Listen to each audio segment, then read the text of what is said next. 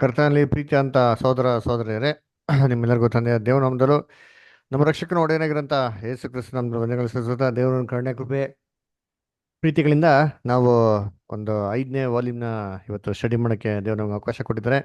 ದೇವ್ರ ನಮಗೆ ಸ್ತೋತ್ರವಾಗಲಿ. ಕಳೆದ ಒಂದು ವಾರಗಳಲ್ಲಿ ನಾವು ಚಾಪ್ಟರ್ ನಂಬರ್ 9ನ ಮುಗಿಸಿದ್ರಿ. ಸೊ ಈ ವಾರ ಚಾಪ್ಟರ್ ನಂಬರ್ 10 ಏನಪ್ಪ ಅಂತಂದ್ರೆ ಸ್ಪಿರಿಟ್ ಆಫ್ ಸೌಂಡ್ ಮೈಂಡ್. ಅದನ್ನ ಏನು ಮಾಡೋಣ ಓದೋಣ. ಇಂಗ್ಲೀಷಲ್ಲಿ ಪೇಜ್ ನಂಬರ್ 249, ಕನ್ನಡದಲ್ಲಿ ಪೇಜ್ ನಂಬರ್ 154. ಯಾರೋ ಸಹೋದರ ಸಹೋದರಿಗಳು ಅದನ್ನು ಓದಂಗಿದ್ರೆ ಅವ್ರ ಕೈಗಳನ್ನೆತ್ತಾರೆ, ಅವಕಾಶಗಳು ಕೊಡೋಕೆ ಅನುಕೂಲ ಆಗೋದು.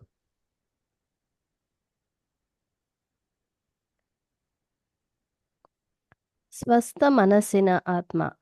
ಕರ್ತನ ಜನರಲ್ಲಿರುವ ದೇವರ ಆತ್ಮವು ಭಯದ ಆತ್ಮವನ್ನು ಹೊಡೆದೋಡಿಸುತ್ತದೆ. ಮಾನವ ಜಾತಿಯು ಸಾಮಾನ್ಯವಾಗಿ ಮಾನಸಿಕವಾಗಿಯೂ ದೈಹಿಕವಾಗಿಯೂ ದೃಢವಾಗಿರುವುದಿಲ್ಲ. ಪವಿತ್ರಾತ್ಮನು ಯಾವ ಅರ್ಥದಲ್ಲಿ ಸ್ವಸ್ಥ ಮನಸ್ಸಿನ ಆತ್ಮನಾಗಿರುತ್ತಾನೆಂಬುದರ ತಿಳುವಳಿಕೆ ಈ ಫಲಿತಾಂಶವನ್ನು ಉತ್ಪತ್ತಿ ಮಾಡುವ ಕಾರ್ಯಾಚರಣೆ. ಸ್ವಸ್ಥ ಮನಸ್ಸಿನ ನಿದರ್ಶನಗಳು.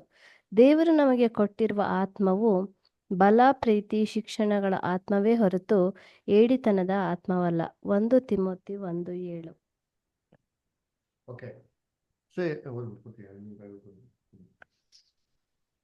ಭಾಷೆಯ ಎಲ್ಲಾ ನಿಯಮಗಳ ಪ್ರಕಾರ ಹೇಡಿತನದ ಆತ್ಮವನ್ನು ಮತ್ತೊಂದು ಆತ್ಮಕ್ಕೆ ವಿರೋಧವಾಗಿ ಇಲ್ಲಿ ಇಡಲಾಗಿದೆ. ಪ್ರೀತಿಯ ಶಕ್ತಿಯ ಸ್ವಸ್ಥ ಮನಸ್ಸಿನ ಆತ್ಮವು ಒಂದು ವ್ಯಕ್ತಿಯಾಗಲಿ 3 ವ್ಯಕ್ತಿಗಳಾಗಲಿ ಆಗುವುದಾದರೆ ಭಯದ ಆತ್ಮವನ್ನೂ ಸಹ ಒಂದು ವ್ಯಕ್ತಿಯಾಗಿ ಪರಿಗಣಿಸಬೇಕಾಗುತ್ತದೆ. ಅಂತಹ ವ್ಯವಸ್ಥೆಯ ತಪ್ಪು ಭ್ರಮೆಯ ವಾದಕ್ಕೆ ಕೇವಲ ನಿರಾಧಾರವೆಂಬುದಕ್ಕಿಂತ ಹೆಚ್ಚಿನ ಹೇಳಿಕೆಯ ಅಗತ್ಯವಿಲ್ಲ. Thank you. ಸದ್ಯ ಕರ್ತನಲ್ಲಿ ಪ್ರೀತಿ ಅಂತ ಸರಸಗಳೇ ನೋಡ್ಬೇಕಾದ್ರೆ ಇದರಲ್ಲಿ ಏನಪ್ಪಾ ಇದೆ ಸಬ್ಬಿಡಿಂಗ್ಸ್ ಅಂದ್ರೆ the spirit of god in is people caste out the spirit of fear.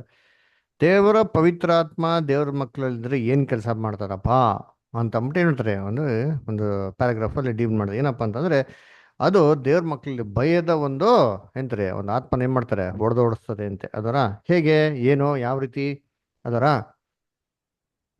ಅದನ್ನ ನೋಡೋಣ. Next, mankind in general unsound mentally and physically. ಅದರ ಸೊ ಈ ಸ್ಪಿರಿಟ್ ಆಫ್ ಸೌಂಡ್ ಮೈಂಡ್ ಅಂತ ಏನು ಹೇಳ್ತಾರೆ ಕನ್ನಡದಲ್ಲಿ ಏನ್ರಿ, ಏನು ಹೇಳ್ತಾರೆ ಸೌಂಡ್ ಮೈಂಡ್ಗೆ?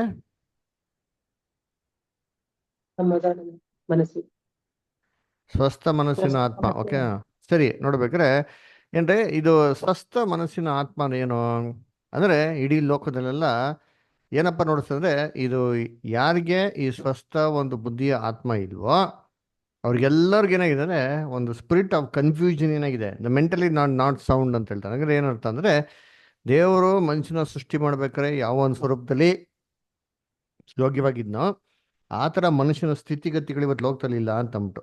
ನೆಕ್ಸ್ಟ್ ಸಬ್ಬಿಡಿಂಗ್ ಏನಪ್ಪ ಅಂದ್ರೆ the sense in which the Holy Spirit is the spirit of sound mind. ಯಾವ ರೀತಿ ಪವಿತ್ರ ಆತ್ಮ ಏನ್ರಿ ಒಂದು ಸಮಾಧಾನದ ಆತ್ಮ, ಒಂದು ಸ್ಪಿರಿಟ್ ಆಫ್ ಸೌಂಡ್ ಮೈಂಡ್ ಯಾವ ಥರಪ್ಪ ಇದು ಅಂತ ಬನ್ನಿ ಮಾಡಿದ್ರೆ ಎಕ್ಸ್ಪ್ಲೇಷನ್ ಕೊಡ್ತಾರೆ. ಆಮೇಲೆ the operations producing the result, ಯಾವ ಥರ ಇದು ಕ್ರಿಯೆ ಮಾಡ್ತಾರೆ, ಇದರಿಂದ ಕ್ರಿಯೆಗಳಿಂದ ಯಾವ ಥರ ದೇವರು ಎದುರು ನೋಡೋಂಥ ಒಂದು ಪದಗಳೇನು ಮಾಡ್ತಾರೆ ಇದು ತರ್ತದೆ.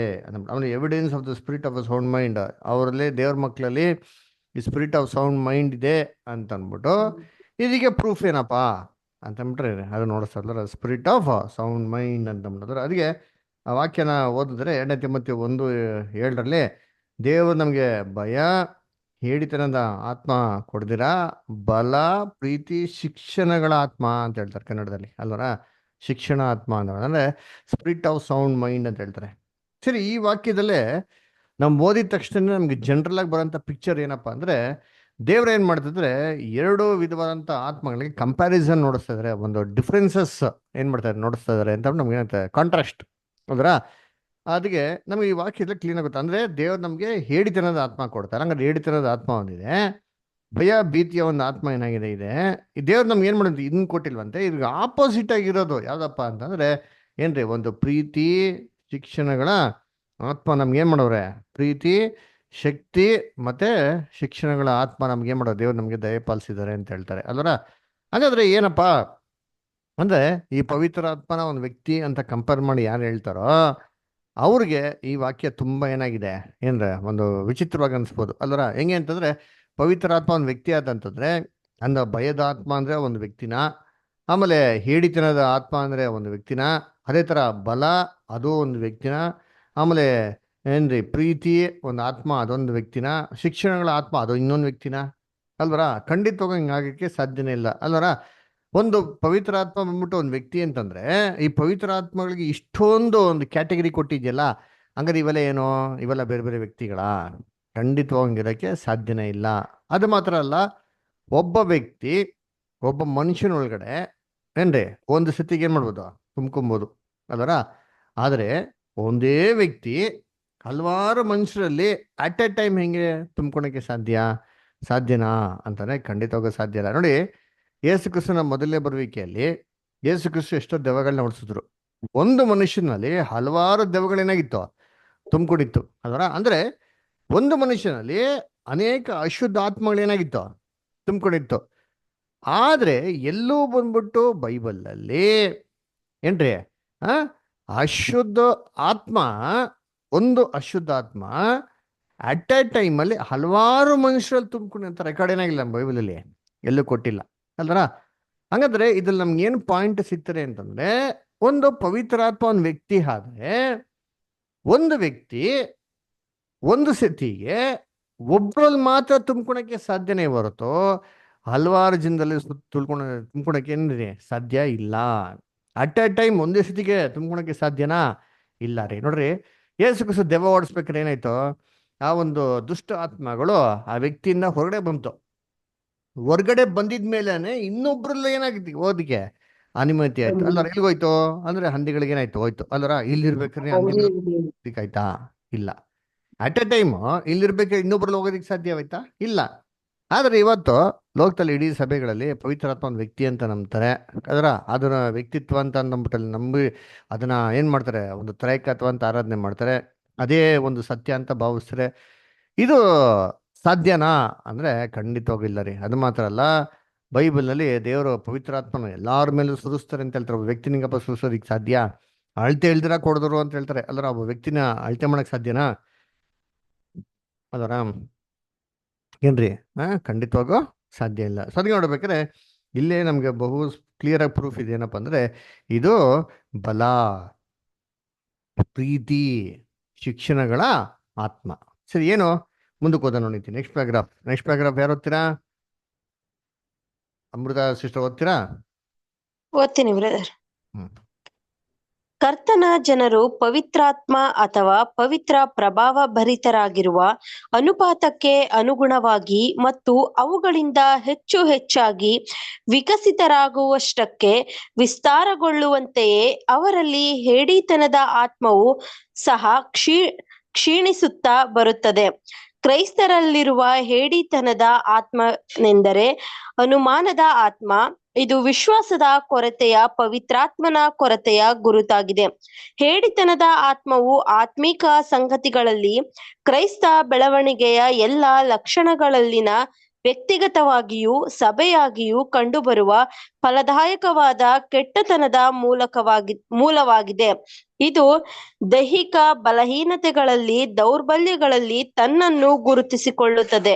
ಪವಿತ್ರಾತ್ಮ ಭರಿತನಾದ ದೇವರ ಮಗುವನ್ನು ಆತನ ಸ್ವಂತ ಪ್ರಾಕೃತಿಕ ಸ್ವಭಾವಕ್ಕೆ ಹೋಲಿಸುವಾಗ ಆತನು ದೈತ್ಯನು. ಯಾಕೆಂದರೆ ಆತನ ಅಂಜಿಕೆಗಳು ತುಳಿದು ಹಾಕಲ್ಪಟ್ಟಿವೆ, ಆತನ ಹೃದಯವು ಸ್ಥಾಪಿತಗೊಂಡಿದೆ, ಆತನ ವಿಶ್ವಾಸವು ಬೇರು ಬಿಟ್ಟಿದೆ, ತಳ ಊರಿದೆ, ಮತ್ತು ಆತನ ಆತ್ಮವು ಪರದೆಯೊಳಗೆ ಲಂಗರು ಹಾಕಲ್ಪಟ್ಟು ಭದ್ರವಾಗಿದೆ.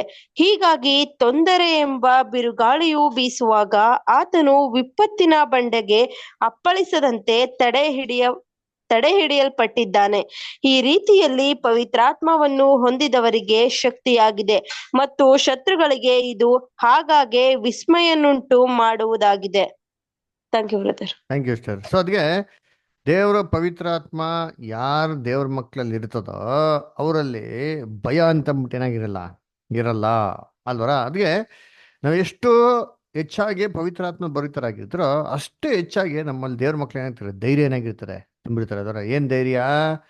ಸತ್ಯವಾಕ್ಯದ ಮೇಲಿರೋಂಥ ಧೈರ್ಯ. ಅದರ ಒಂದೇನ್ರಿ, ಒಂದು ಕರೇಜ್. ಅದರ ಎಂಥ ಶೋಧನೆ ಬರಲಿ, ಎಂಥ ವಿಪತ್ತು ಬರಲಿ, ಅದನ್ನು ಫೇಸ್ ಮಾಡೋಂಥ ಒಂದು ಧೈರ್ಯ ಏನಾಗ್ತದೆ ಅದರಲ್ಲಿ ಪಡ್ತಾರೆ. ಅದರ ಹಠಮಾರಿ ಅಂತ ಒಂದು ಧೈರ್ಯ ಅಲ್ಲ, ಅದರ ಏನ್ರಿ ಒಂದು ದೇವ್ರ ಮೇಲೆ ಇರೋಂಥ ಭರವಸೆ ಮೇಲೆ ಬಿಲ್ಡಪ್ ಆಗಿರೋಂಥ ಒಂದು ಏನ್ರಿ ಒಂದು ನಂಬಿಕೆಯಿಂದ ಬಿಲ್ಡಪ್ ಆಗಿರೋಂಥ ಅಂದ್ರೆ ಒಂದು ಧೈರ್ಯ. ಅದಕ್ಕೆ ಎಲ್ಲಿ ಡೌಟ್ ಇರ್ತದೋ ಅದರ ಅಲ್ಲಿರೋದೇನಪ್ಪ ಅಂದ್ರೆ ಭಯ. ಭಯ ಎಲ್ಲಿರ್ತಾರೋ ಅಲ್ಲಿ ಇರ್ತಾರೆ ಒಂದು ಸಂದೇಹ ಇರ್ತಾರೆ. ಯಾವಾಗ ಸಂದೇಹ ಅಂತ ಬರ್ತಾರೋ ಅದೇನಪ್ಪ ಒಂದು ಟ್ರೇಡ್ ಮಾರ್ಕ್ ಅಂತಂದ್ರೆ ನಂಬಿಕೆ ಏನಾಗಿದೆ, ಕೊರತೆ ಇದೆ.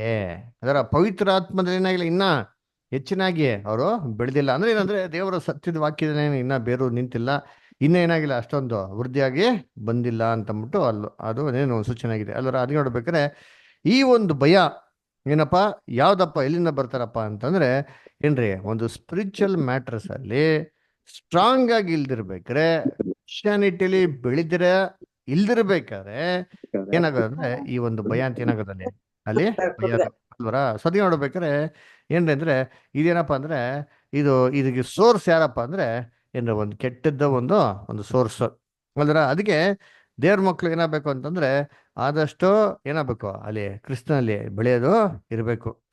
ಸೊ ಇಂಡಿವಿಜುವಲ್ ಆಗಿ ಕೂಡ ಏನಾಗಬೇಕು ಅವ್ರು ಬೆಳಿಬೇಕು, ಸಭೆ ಕೂಡ ಏನಾಗಬೇಕು ಅಲ್ಲಿ ಬೆಳಿಬೇಕು ಸೊ ಯಾರೋ ಒಂದು ಫಿಸಿಕಲ್ ವೀಕ್ನೆಸ್ಗಳು ಒಂದು ಡಿಸಬಿಲಿಟೀಸ್ ಅಂತ ನೋಡಿರ್ತೀನಿ, ಅದ್ರ ಮೇಲೆ ಯಾರು ತುಂಬಾ ಎಂತ ಡೌಟು ಫಿಯರ್ ಅಂತೆಲ್ಲ ಇರ್ತಾರೋ ಅವರಲ್ಲಿ ಏನಾಗಿರ್ತಾರೆ ಈ ಗುಣಗಳು ಹೆಚ್ಚಾಗಿ ಏನಾಗ್ತಾರೆ ಅಲ್ಲಿ ಕಾಣಿಸ್ತದೆ ಸೊ ಅದಕ್ಕೆ ನೋಡ್ಬೇಕಾದ್ರೆ ದೇವ್ರ ಮಕ್ಳು ಏನಾಗಬೇಕು ಇದನ್ನ ನಂಬಿಕೆಯಲ್ಲಿ ಏನಾಗಿರ್ಬೇಕು ಅವರು ದೃಢವಾಗಿರ್ಬೇಕು. ಅದಕ್ಕೆ ಇದೊಂದು ಬ್ರದರ್ ಒಂದು ಲೈನ್ ಹೇಳ್ತಾರೆ.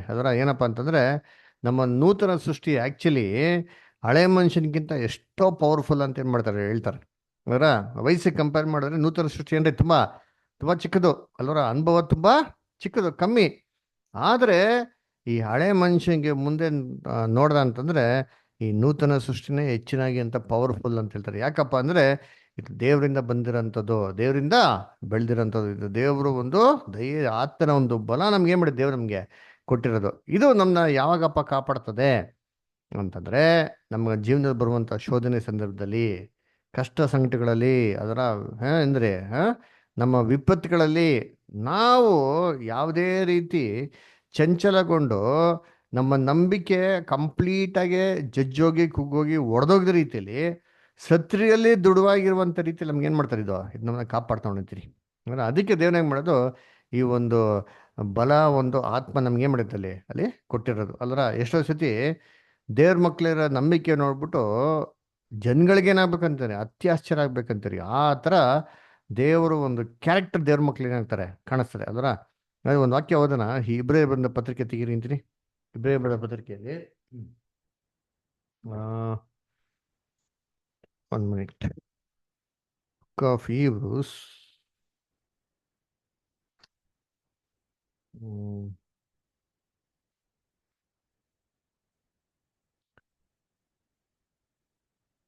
Ah, 6th chapter, verse 16 ಇಂದ ಓದ್ಕೊಂಡ್ ಬಂದಿದ್ದೀನಿ. 16 ಇಂದ ಹಿಡಿದು ಮನುಷ್ಯರು ತಮಗಿಂತ ಹೆಚ್ಚಿನವನ ಆಣೆ ಇಡುತ್ತಾರಷ್ಟೇ. ಮಾತಿಗೆ ಆಣೆಯಿಟ್ಟು ಸ್ಥಿರಪಡಿಸಿದ ಮೇಲೆ ಅವರೊಳಗೆ ವಿವಾದವೇನೂ ಇರುವುದಿಲ್ಲ.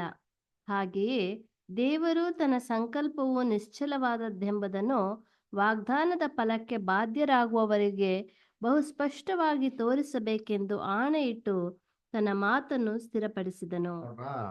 ದೇವರು ತನ್ನ ಮಾತನ್ನು ಆಣೆ ಇಟ್ಟು ಸ್ಥಿರಪಡಿಸರಂತೆ. ಯಾರಿಗೋಸ್ಕರ ಸ್ಥಿರಪಡಿಸರು ಅಂತ ಹೇಳ್ತಾರೆ ಅಂತಂದ್ರೆ ಇಲ್ಲಿ ವಾಗ್ದಾನಕ್ಕೆ ಬಾಧ್ಯಸ್ಥರು ಏನಾಗಬೇಕಂತೆ ಅಲ್ಲಿ ದೃಢವಾಗಿರ್ಬೇಕು ಅಂತ ನೋಡ್ತೀನಿ ಅಲ್ಲಿ ಏನಂತಾರೆ. ಹಾಗೆಯೇ ದೇವರು ತನ್ನ ಸಂಕಲ್ಪವು ನಿಶ್ಚಲವಾದದ್ದೆಂಬುದನ್ನು ವಾಗ್ದಾನದ ಫಲಕ್ಕೆ ಬಾಧ್ಯರಾಗುವವರಿಗೆ ಬಹು ಸ್ಪಷ್ಟವಾಗಿ ತೋರಿಸಬೇಕೆಂದು ಬಹಳ ಸ್ಪಷ್ಟವಾಗಿ ಕ್ಲಿಯರ್ ಆಗಿ ತೋರಿಸ್ಬೇಕು ಅಂತಂದ್ಬಿಟ್ಟು ಇದನ್ನ ಆಣೆಯಿಂದ ಏನ್ ಮಾಡೋದು ಸ್ಥಿರಪಡಿಸಿದ್ರು ಅಂತ ಹೇಳ್ತಾರೆ. ಇಲ್ಲಿ ಯಾವ ಆಣೆ ಬಗ್ಗೆ ಹೇಳ್ತಾರೆ ಅಂದ್ರೆ ಅಬ್ರಹಾಮಿಗೆ ಆಣೆ ಇಟ್ಬಿಟ್ಟು ಹೇಳೋದಲ್ಲ, ಆ ಆಣೆ ಆ ಕಾಲದಲ್ಲಿ ಇಟ್ಟಿದ್ದು ಯಾರಿಗೋಸ್ಕರ ಅಂದ್ರೆ ಅಬ್ರಹಾಮ್ಗೋಸ್ಕರ ಅಲ್ಲ ಅಂತಾರೆ. ಅಬ್ರಹಾಮ್ಗೆ ಅದ್ರಲ್ಲಿ ಸ್ವಲ್ಪನೂ ಚಂಚಲತೆ ಇಲ್ಲ. ಆದರೆ ವಾಗ್ದಾನಕ್ಕೆ ಬಾಧ್ಯಸ್ಥರಾಗೋರು ಯಾರಪ್ಪ ಅಂದ್ರೆ ಸಭೆ, 1,44,000 ಜನ. ಇವರು ದೇವ್ರ ವಿಚಾರದಲ್ಲಿ ಯಾವುದೇ ರೀತಿ ಸಂದೇಹ ಇರಬಾರ್ದು ಅಂದ್ಬಿಟ್ಟು ಸ್ಪಷ್ಟತೆ ಅವ್ರಿಗೆ ಇರಬೇಕು ಅಂತಂದ್ಬಿಟ್ಟು ದೇವ್ರು ಏನು ಮಾಡಿದಾರೆ, ವಾಗ್ದಾನ ಮಾಡಿದಾರಂತೆ. ಇದು ಹೆಂಗಿದೆ ಅಂತೆ ಈ ವಾಗ್ದಾನ ನೋಡಿ ಅಂತೀನಿ, ಈ ಪ್ರಾಮಿಸ್ ಮಾಡಿರೋದು, ಈ ದೇವ್ರ ಮಾತು ಹೆಂಗಿದೆ ಅಂತೆ. ಕಂಟಿನ್ಯೂ. ಆಶ್ರಯವನ್ನು ಹೊಂದಬೇಕೆಂದು ಓಡಿ ಬಂದು ನಮ್ಮ ಮುಂದೆ ಇಟ್ಟಿರುವ ನಿರೀಕ್ಷೆಯನ್ನು ಹಿಡಿದುಕೊಂಡವರಾದ ನಮಗೆ 2 ನಿಶ್ಚಲವಾದ ಆಧಾರಗಳು ಇರುವ ಕಾರಣ ಹೆಂಗಿದೆ ಅಂತೆ, ನಾವು ಎಲ್ಲವನ್ನೂ ಬಿಟ್ಟು ಇದನ್ನ ನಿರೀಕ್ಷೆಯ ನಂಬಿಕೆನ ಇಟ್ಕೊಂಡ್ರಲ್ಲ, ಇದು ನಮ್ಗೆ ಹೆಂಗಿದೆ ಅಂತಂದ್ರೆ ಒಂದು ಏನಂತಾರೆ, ನಿಶ್ಚಲವಾದಂತ 2 ಇದೆ ಅಂತಂತ ಹೇಳ್ತಾರೆ ಅಲ್ವರ. ಏನದು ಓದಿ. ನಮಗೆ 2 ನಿಶ್ಚಲವಾದ ಆಧಾರಗಳು ಇರುವ ಕಾರಣ ಬಲವಾದ ಧೈರ್ಯ ಉಂಟಾಯಿತು. ನೋಡ್ರಾ, 2 ನಿಶ್ಚಲವಂತ ಇದೇನಪ್ಪ ಅಂದ್ರೆ 2 ಇಮ್ಯೂಟೇಬಲ್ ಪ್ರಾಮಿಸಸ್ ಅಂತ ಹೇಳ್ತಾರೆ. ಒಂದು ದೇವ್ರು ಮಾಡಿರೋಂಥ ಒಂದು ವಾಗ್ದಾನ, ಆಮೇಲೆ ದೇವ್ರು ಹೇಳಿರೋಂಥ ಮಾತು. ಇವೆರಡು ಕೆಲಸಗಳನ್ನ ದೇವ್ರ ಕೈಲಿ ಏನು ಮೀರೋದಿಕ್ಕಾಗಲ್ಲ.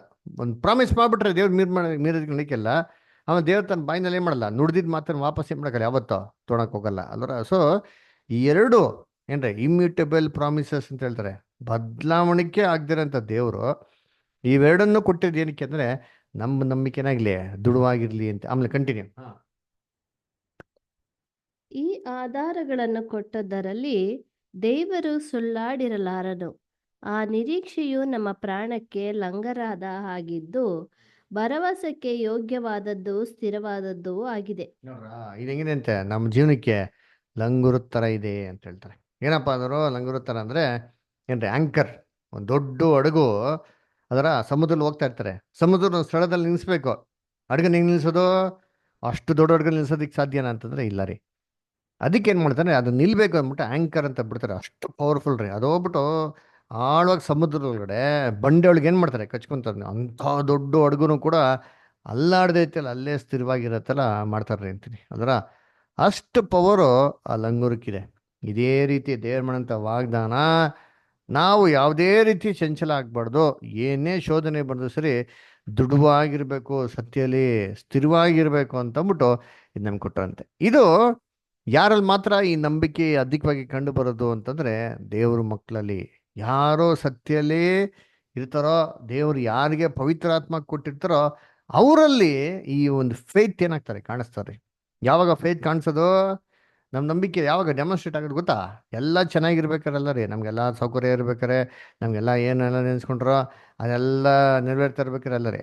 ನಾವು ನೆನೆಸ್ಕೊಂಡಿದ್ದೆಲ್ಲ ಆಪೋಸಿಟ್ ಆಗ್ಬೇಕಾರೆ ಏನ್ರಿ, ಆ ಟೈಮಲ್ಲಿ ನಮ್ಮ ನಂಬಿಕೆ ಏನಾಗಿರ್ಬೇಕು, ದೃಢವಾಗಿರ್ಬೇಕು ಅಂತಾರೆ ಅದರ. ಓಕೆ, ನೆಕ್ಸ್ಟ್ ಪ್ಯಾರಾಗ್ರಾಫ್ ಓದೋಣ. ಅದಕ್ಕೆ ಹೇಳ್ತಾರೆ ಲಾಸ್ಟಲ್ಲಿ ಹೇಳ್ಬೇಕಾರೆ ಏನ್ರಿ, ಈ ಒಂದು ನಂಬಿಕೆ ದೇವ್ರ ಮಕ್ಳು ಇರೋದು ನೋಡ್ಬಿಟ್ಟು ಇವನ್ ಶತ್ರುಗಳು ಕೂಡ ಏನಾಗ್ಬಿಡ್ತಾರಂತಾರೆ, ಆಶ್ಚರ್ಯ ಆಗ್ಬಿಡ್ತಂತಾರೆ. ಅಂತ ಒಂದು ಫೇತ್ ರೀ ಅಲ್ವರ. ನಾವು ಬೈಬಲಲ್ಲಿ ಫೇತ್ ಬಗ್ಗೆ ಓದ್ಬೇಕಾದ್ರೆ ಏನ್ ಮಾಡ್ತೀರಿ, Hebrews 11 ಚಾಪ್ಟರ್ ಫೇತ್ ವಾರಿಯರ್ಸ್ ಬಗ್ಗೆ ಓದ್ತೀರಿ. ಏನೇನು ನಂಬಿಕೆಗಳಲ್ವರ, ಎಂತೆಂಥ ಒಂದು ಧೈರ್ಯವಾಗಿ ದೇವ್ರ ಮಾಕಕ್ಕೆ ಏನಾಗ್ಬಿಟ್ರು, ವಿಧಿರಾಗಿ ನಡ್ಬಿಟ್ರು ಅಂತ ಇದು ನೋಡ್ಬೇಕಾದ್ರೆ ಅತ್ಯಾಶ್ಚರ್ಯ ಪಡೋಂಥ ವಿಚಾರಗಳು ಅದರ. ಏನಪ್ಪ ಹೀಗೂ ಕೂಡ ಇದ್ರ ಅದರ. ಮೋಸ ಏನ್ ಮಾಡ್ತಂತೆ, ಫಾರೋನಿನ ಕುಮಾರತಿಯ ಮಗನಾಗಿದ್ರು ಸರಿ, ನೆಕ್ಸ್ಟ್ ಸಿಂಹಾಸನಕ್ಕೆ ಬರ್ಬೇಕಾಗಿದ್ರು ಸರಿ, ಅದನ್ನ ಬೇಡ ಅಂತ ಹೇಳ್ಬಿಟ್ಟು ಏನ್ ಮಾಡ್ತಾರೆ, ದೇವ್ರ ಮಕ್ಳ ಹಿಂಸೆ ಅನುಭವಿಸೋದಕ್ಕೆ ಏನ್ ಮಾಡ್ತಾವ, ಸಿದ್ಧವಾಗ್ತಾನೆ ಅದರ. ಯೋಶುವ ಏನ್ರಿ ಆ ಯೆರಿಕೋ ಪಟ್ಟಣ ಬೀಳ್ಸಿದ್ದು ಏನ್ರಿ ನಂಬಿಕೆಯಿಂದಲೇ. ರಾಹಾಬು ಅದರ ಆ ಗೂಢಾಚಾರಗಳನ್ನ ಬಚ್ಚಿಟ್ಟಿದ್ದೇನ್ರಿ ನಂಬಿಕೆಯಿಂದಲೇ ಅದರ. ಯೋಚನೆ ಮಾಡೈತಿ ಅವ್ರ ನಂಬಿಕೆ. ಅವ್ರ ದೇವ್ರನ್ನ ನೋಡಿದ್ರ, ದೇವ್ರ ಮಾತನ್ನ ಕೇಳಿದ್ರಾ ಅಂತಂದ್ರೆ ದೇವ್ರ ಸಂಗಡ ಮಾತಾಡಿಲ್ಲ ಅದರ. ಏನ್ರಿ ಅವ್ರ ನಂಬಿಕೆ ಹೆಂಗಿತ್ತು ಅಂತಂದ್ರೆ ಯಾರೋ ದೇವ್ರ ಬಗ್ಗೆ ವಿಟ್ನೆಸ್ ಮಾಡಿರ್ತ ವಿಚಾರಗಳ ಮೇಲೆ ಆಧಾರವಾಗಿತ್ತು. ಕಣ್ಣಿಗೆ ಕಾಣಂತ ರೀತಿಲಿ ಏನಾಗಿರ್ಲಿಲ್ಲ, ಯಾವುದು ಇರಲಿಲ್ಲ. ಅಬ್ರಾಹಂ ಅಷ್ಟೇ ರೀ ಅದರ. ಎಂಥ ದೊಡ್ಡ ಶ್ರೀಮಂತ, ಆ ನೆಲನೇ ಸಾಲಿಲ್ಲ ಅಂತ ಹೇಳ್ತಾರೆ. ಇಬ್ರು ಲೋತ ಮತ್ತೆ ಅವ್ರು ವಾಸ ಮಾಡೋಕ್ಕೆ. ಆದ್ರೂ ಕೂಡ ಏನಾಗಿದ್ರು ಅಂತಂದ್ರೆ ದೇವ್ರಿಗೋಸ್ಕರ ಎಲ್ಲವನ್ನೂ ಬಿಟ್ಕೊಡಕ್ಕೆ ಏನಾಗಿದ್ರು, ರೆಡಿ ಆಗಿದ್ರು ಅಲ್ವರ. ಇವೆಲ್ಲ ನೋಡಕ್ ಹೆಂಗಿದೆ, ಅತ್ಯಾಶ್ಚರ್ಯ ಅಲ್ವರ. ನೋಡ್ಬೇಕಾರೆ ದೇವ್ರವ್ರನ್ನ ಯಾರನ್ನೂ ಕೈ ಬಿಡ್ಲ ನೋಡಿರ್ತೀನಿ ಅವರ. ಸೊ ಇವೆಲ್ಲ ಏನಪ್ಪಾ ಅಂತಂದ್ರೆ ಒಂದು ಪ್ರೂಫ್. ಏನಪ್ಪ ದೇವರಲ್ಲಿ ಇದ್ದ ಅಂದ್ರೆ, ದೇವ್ರ ಪವಿತ್ರಾತ್ಮ ದೇವ್ರ ಮಕ್ಕಳಲ್ಲಿ ಇತ್ತು ಅಂದ್ರೆ ಇಷ್ಟೆಲ್ಲ ಸಾಧಿಸ್ಬೋದಾ. ಯೇಸು ಕ್ರಿಸ್ತು ಶಿಲ್ಬೆ ಮೇಲೆ ಸಾಯೋದು ಹೆಂಗಿತ್ತು, ಕಷ್ಟವಾಗಿತ್ತು ಅದರ. ಪೇತ್ರ ಎಲ್ಲಿ ನನ್ನನ್ನು ಸಾಯಿಸಾಕ್ಬಿಡ್ತಾರ ಅಂತ ಅಂದ್ಬಿಟ್ಟು ಹಿಂದಕ್ಕೆ ಹೋಗೋಂಥ ಒಂದು ಪೇತ್ರ ಭಯ ಪಟ್ಬಿಟ್ಟು ಯೇಸು ಕ್ರಿಸ್ತನ 3 ಸೇರಿ ಮಾಡ್ತಾರೆ, ನಿರಾಕರಿಸ್ತಾರೆ. ಆದರೆ ಅದೇ ಪೇತ್ರ ಸತ್ತಿದ್ದು ಹೆಂಗೆ ಅಂತಂದ್ರೆ ನೋಡಿದ್ರೆ ಅವರು ಶಿಲ್ಬೆ ಮೇಲೆ ಸಾಯ್ತಾರೆ ಹೆಂಗೆ, ಅಪ್ಸೈಡ್ ಡೌನ್ ಅದರ. ಶಿಲ್ಬೆ ಮೇಲೆ ನೆಟ್ಟಿಗೆ ಸಾಯೋದೇ ಕಷ್ಟ ಅಂತಾರೆ ಅದರ. ಉಲ್ಟಾ ಪಲ್ಟಾ ಸತ್ತಂದ್ರೆ ಹೆಂಗಿರ್ತಾರೆ ಯೋಚನೆ ಮಾಡಿದ್ರೆ, ಬ್ಲಡ್ ಬಂದ್ಬಿಟ್ಟು ರಿವರ್ಸ್ ಅಲ್ಲಿ ತಿರುಗ್ತದೆ ಅದರ. ನೆತ್ತಿಗೆ ಏರ್ಬಿಟ್ಟು ಅಂತಂದ್ರೆ ಕಾನ್ಷಿಯನ್ಸ್ ಏನಾಗಿರಲ್ಲ ನೆಟ್ಟಿಗೆ ಇರಲ್ಲ. ಅದರ ಪೇತ್ರ ಏನು ಹೇಳ್ತಾರೆ, ಅವ್ರಿಗೆ ಸದೃಶನಾಗಿರೋಂಥ ಮರಣಕ್ಕೆ ನಾನು ಯೋಗ್ಯನೇ ಅಲ್ಲ. ಇಲ್ಲ. ಏನು ಮಾಡ್ತಾರೆ ಅಲ್ವರ, ಅಂಥ ಒಂದು ಫೇತ್ ರೀ. ಇದು ನೋಡ್ಬಿಟ್ಟು ಲೋಕನ ಏನಾಗ್ತಾರೆ, ಸ್ಟನ್ ಆಗ್ಬಿಡ್ತಾರೆ ನೋಡ್ರಿ ಅಂತೀನಿ. ಅದರ ಅಪೋಸ್ಟ್ಲು ಪೌಲ್ ಹೇಳ್ತಾರಲ್ಲ, ನಾನು ಹೇಗಾರ ಮಾಡಿ ಕ್ರಿಸ್ತನ ಪುನರುತ್ಥಾನದಲ್ಲಿ ಪಾಲ್ಗೊಳ್ಬೇಕು ಅಂತ ಏನು ಮಾಡ್ತೀನಿ, ಆತನ ಮರಣಕ್ಕೆ ಸದೃಶನಾಗಿರೋ ಮರಣ ಹೊಂದಬೇಕು ಅಂತ ತುಂಬ ನಾನು ಟ್ರೈ ಮಾಡ್ತೀನಿ ಅಂತ ಹೇಳ್ತಾರೆ. ಇದು ಫೇತ್ ರೀ. ಅಪೋಸ್ಟ್ಲು ಪೌಲ್ ಎಂಥ ದೊಡ್ಡ ಕುಟುಂಬ, ಎಂಥ ದೊಡ್ಡ ಶ್ರೀಮಂತರು, ಅದರ ಎಂಥ ಆಶೀರ್ವಾದ ಇತ್ತು, ಎಲ್ಲ ಸುಖ ಸೌಕರ್ಯಗಳನ್ನ ಬಿಟ್ಟು ದೇವ್ರ ಮಕ್ಕಳಲ್ಲಿ ಇದ್ದಿ ಏನು ಹೇಳ್ತಾರೆ, ಯೇಸು ಕ್ರಿಸ್ತನ ಒಂದು ಶರೀರ ಎಂಬಂಥ ಒಂದು ಸಭೆಯಲ್ಲಿ ಇನ್ನ ಉಳ್ದಿರೋದನ್ನ ನಾನು ಅನುಭವಿಸಿ ನಾನೇನು ಮಾಡ್ತೀನಿ, ಅನುಭವಿಸಿ ನಾನು ತೀರಿಸ್ತೀನಿ ಅಂತಂತ ಹೇಳ್ತಾರೆ. ಅದು ಒಂದು ಫೇತ್ ರೀ ಅಲ್ವರ. ಸೊ ಇದು ದೇವ್ರ ಮಕ್ಕಳಲ್ಲಿ ಹೋಲಿ ಸ್ಪಿರಿಟ್ ಇತ್ತು ಅಂದರೆ ಎಲ್ಲ ಅತ್ಯಾಶ್ಚರ್ಯ ಪಡ್ತಾರೆ. ಅಂಥ ಒಂದು ಸ್ಟ್ರೆಂತ್, ಅಂಥ ಒಂದು ಪವರ್ ಏನಾಗಿದೆ ಇದಕ್ಕೆ, ಇದಿದೆ ಅಲ್ವರ. ಅದಕ್ಕೆ ನಾವು ನೋಡ್ಬೇಕಾರೆ ಮೋಸಸ್ ಬಗ್ಗೆ ನೋಡ್ತಿರಲ್ಲ, ಎಲ್ಲ ಇಸ್ರೇಲ್ ಜನಗಳನ್ನ ಕರ್ಕೊಂಬಂದು ಕೆಂಪು ಸಮುದ್ರ ಬಂದ್ಬಿಡ್ತಾರೆ, ಫುಲ್ ರೋಡ್ ಬ್ಲಾಕ್, ಹಿಂದೆ ಹೋಗೋಕ್ಕಾಗಲ್ಲ. ಎಂತ ಐಗುಪ್ತ ದೇಶ ಸೇನೆ ಐತೆ, ಮುಂದೆ ಹೋಗಲ್ಲ, ಕೆಂಪು ಸಮುದ್ರ ಐತೆ. ಮೋಸೆಸ್ ಮಾತ್ರ ಇದ್ರಲ್ಲಿ ನೋಡಿದ್ದಾರೆ, ಕೋಲ್ನ ನೀಡ್ತಾರೆ, ದೇವರ ಒಂದು ನಾಮದಲ್ಲಿ ಹಿಂಗೆ ಅಂದಿದ ತಕ್ಷಣ ನೀರು ಏನಾಗ್ಬಿಡ್ತಾರೆ, ಬೇರ್ಪಡಾಗ್ಬಿಡ್ತಾರೆ. ಆ ಥರ ಒಂದು ಅದ್ಭುತ ಇಡೀ ಜಗತ್ತಲ್ಲಿ ಯಾರು ಮಾಡಿದ್ದೇ ಇಲ್ಲ ಬಿಡ್ರಿ ಅಂತೀನಿ. ಅದರ ಇದು ಹೆಂಗಿತ್ತು ಅಂದರೆ, ಏನು ಫೇತ್, ಏನು ಡೆಮಾನ್ಸ್ಟ್ರೇಷನ್. 6 ಲಕ್ಷ ಯಹೂದ್ಯರು ಏನ್ರಿ ಆ ಒಣ ನೆಲದಲ್ಲಿ ನಡ್ಕೊಂಡು ಹೋಗೋರೆ ಅಂತಂದ್ರೆ ಸಮುದ್ರದ ಆಳದಲ್ಲಿ ಹೆಂಗಿರ್ಬೇಕು ಅದರ ಅವ್ರ ಫೇತ್. ಆ ಕಡೆ ಈ ಕಡೆ ಗೋಡೆ ಥರ ಏನಾಗಿತ್ತಂತ ನೀರು ನಿಂತ್ಕೊಂಡಂತ ನಾವೇನು ಮಾಡ್ತೀರಿ ಬೈಬಲಲ್ಲಿ ನೋಡ್ತೀವಿ. ಅದರ ಇದೆಲ್ಲ ಫೇತ್ ಡೆಮಾನ್ಸ್ಟ್ರೇಷನ್. ಇದು ಗಾಡ್ಸ್ ಹೋಲಿ ಸ್ಪಿರಿಟ್ ಕೆಲಸ. ಓಕೆ, ನೆಕ್ಸ್ಟ್ ಪ್ಯಾರಾಗ್ರಾಫ್ ಯಾರು ಓದ್ತೀರಾ? ನಾನು ಓದ್ಲಾ brother? ಓದ್ತೀನಿ. ಓದ್ರಿ ಸರ್.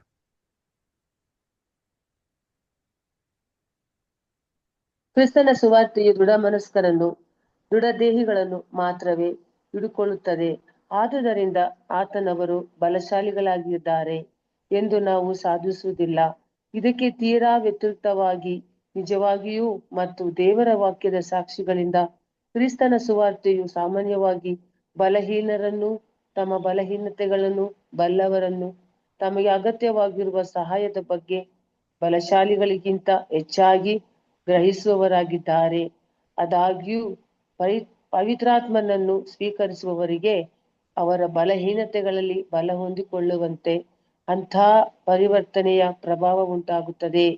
ಈ ಲೋಕದ ಬಲಹೀನ ಸಂಗತಿಗಳು ದೇವರ ಮೂಲಕ, ಆತ್ಮನ ಮೂಲಕ, ದೇವರ ಶಕ್ತಿಯ ಮೂಲಕ ತಪ್ಪು ಅಪರಾಧಗಳ ಪಾಪದ ಪ್ರಬಲತೆಯನ್ನು ಕೆಡವಿ ಹಾಕುವಷ್ಟರ ಮಟ್ಟಿಗೆ ಬಲಹೊಂದಿಕೊಳ್ಳುತ್ತವೆ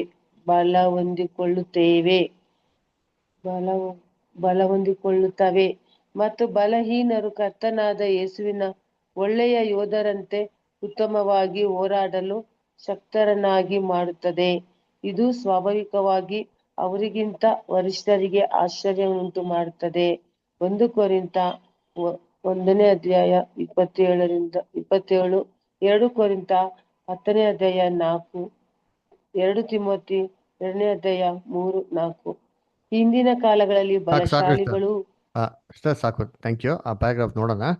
ಥ್ಯಾಂಕ್ ಯು ಸ್ಟರ್. ಸೊ ಅದಕ್ಕೆ ನೋಡ್ಬೇಕಾದ್ರೆ ಏನಪ್ಪ ಹಂಗಾರೆ ದೇವರು ಬಲ ಪವರ್ ಅಂತ ಕರೆದಿದ ತಕ್ಷಣ ದೇವರು ಪವರ್ಫುಲ್ ಆಗಿರೋಂಥವ್ರನ್ನ ಸತ್ಯಕ್ಕೆ ಕರೀತಾರ, ಯಾವಾಗೂ ವೀಕ್ ಆಗಿರೋದನ್ನ ಕರೆಯೋದಿಲ್ವಾ ಅಂತಂದರೆ ಇಲ್ಲ ರೀ. ನಮ್ಮ ಬೈಬಲ್ ಓದ್ಬೇಕಾರೆ ಬಲಿಷ್ಠಶಾಲಿಗಳು, ಪರಾಕ್ರಮಶಾಲಿಗಳನ್ನ ದೇವ್ರು ಏನು ಮಾಡೋಕೆ ಹೋಗಿಲ್ಲ, ಸತ್ಯಕ್ಕೆ ಕರೆದಿಲ್ಲ. ಈ ಲೋಕದಲ್ಲಿರೋಂಥ ಕನಿಷ್ಠವಾದಂಥದ್ದು, ಬಲಹೀನವಾಗಿರೋಂಥದ್ದು, ದೇವರಲ್ಲಿ ಬಲ ಹೊಂದಂಥದ್ದನ್ನೇ ಏನು ಮಾಡೋದು ದೇವರು ಸತ್ಯಕ್ಕೆ ಕರೆದಾರೆ. ಬೈಬಲ್ ಕೂಡ ನೋಡ್ತಿರಲ್ಲ, ನಿಮ್ಮಲ್ಲಿ ಅನೇಕ ಜನಗಳು ಶ್ರೀಮಂತರಿಲ್ಲ ಅದರ ಏನ್ರಿ, ಲೋಕದ ಐಶ್ವರ್ಯದಲ್ಲಿ ಬಡತನದಲ್ಲಿರೋರು ನಂಬಿಕೆಯಲ್ಲಿ ಶ್ರೀಮಂತರನ್ನ ದೇವ್ರಿಗೆ ಮಾಡೋದು ಸತ್ಯಕ್ಕೆ ಕರೆದಿರೋದು ನೋಡ್ತೀವಿ. ಅದರ ಹೆಂಗೆ ಅಂತಂದರೆ ಅವ್ರಿಗೆ ದೇವ್ರ ಹೋಲಿ ಸ್ಪಿರಿಟ್ ಕೊಟ್ಬಿಟ್ಟು ಅವ್ರ ಕೈಲಿ ಅಸಾಧ್ಯವಾಗಿರೋಂಥ ಕೆಲಸಗಳನ್ನ ಮಾಡಿಸ್ಬೇಕಾರೆ ಇದು ಹೆಂಗಿರ್ತಾರೆ ಅಂದರೆ ಜನಗಳಿಗೆ ಅತ್ಯಾಶ್ಚರ್ಯ ಇರ್ತಾರೆ. ಅದು ಮಾತಲ್ಲ ಅವ್ರಿಗೆ ಏನ್ರಿ ಇದಂತ ದೊಡ್ಡ ಗ್ರೇಟ್ ಶಾಕ್ ಆಗಿರ್ಬೇಕ್ರಿ. ಆ ಥರ ಏನು ಮಾಡ್ತಾರೆ, ಇದು ದೇವ್ರದೇ ಅಂದರೆ ನಡೆಸುವಿಕೆ ಅಂತಂದ್ಬಿಟ್ಟು ಅವ್ರಿಗೆ ರಿಯಲೈಸ್ ಆಗ್ಬೇಕ್ರಿ, ಕ್ಲೀನಾಗಿ ಗೊತ್ತಾಗ್ಬೇಕು ನೋಡ್ತಿರ್ತೀನಿ.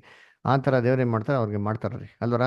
ಅದಕ್ಕೆ ನಾವು ಬೈಬಲಲ್ಲಿ ಏನು ನೋಡ್ತೀರಿ, ಅಪೋಸ್ಟಲ್ ಪೌಲ್ ಅಲ್ವರ ಏನೇನಂತಾರೆ, ಈ ಬಲಹೀನತೆಯ ಕುರಿತು ಕರ್ತನಂತ 3 ಸತಿ ಪ್ರಾರ್ಥನೆ ಮಾಡ್ತಾರೆ ಅಂತ ಹೇಳ್ತಾರೆ. ದೇವ್ರೇನು ಉತ್ತರ ಕೊಟ್ರು, ನಿನ್ನ ಬಲಹೀನತೆಯಲ್ಲಿ ನನ್ನ ಬಲವು ಪೂರ್ಣ ಸಾಧಕವಾಗಿರ್ತದೆ. ಅದರ ಅಪೋಸ್ಟಲ್ ಪೌಲ್ ಏನು ವೀಕ್ ಆಗಿದ್ರು,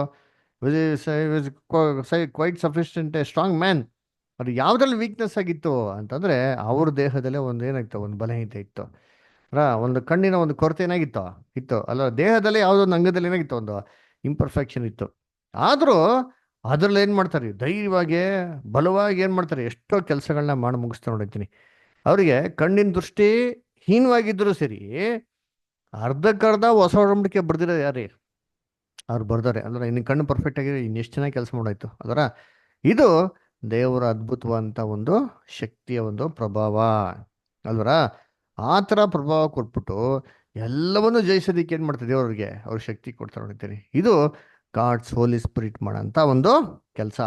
ಎಂಥ ಒಂದು ವೀಕ್ನೆಸ್ ಅಲ್ಲಿ ಕೂಡ ಸ್ಟ್ರಾಂಗ್ ಆಗಿ ಸತ್ಯಲ್ಲಿ ನಿಂತ್ಕೊಳ್ಳೋಂಥ ರೀತಿಯಲ್ಲಿ ಏನು ಮಾಡ್ತಾರೆ ಅವ್ರಿಗೆ, ಅವ್ರು ನಿಲ್ಲಿಸ್ತಾ ನೋಡ್ತೀನಿ. ಅದಕ್ಕೆ ನಾವು ಬೈಬಲಲ್ಲಿ ಒಂದು ವಾಕ್ಯ ಓದೋದು ಚೆನ್ನಾಗಿ ನೋಡಿರ್ತೀವಿ. 2 ಕೊರಿಂಥಿಯನ್ಸ್ ಅಲ್ಲಿ 4th ಚಾಪ್ಟರ್, 2 ಕೊರಿಂಥ 10ನೇ ಅಧ್ಯಾಯ 4 ಓದ್ರಿ ಯಾರಾದ್ರು. 2 ಕೊರಿಂಥ 10:4.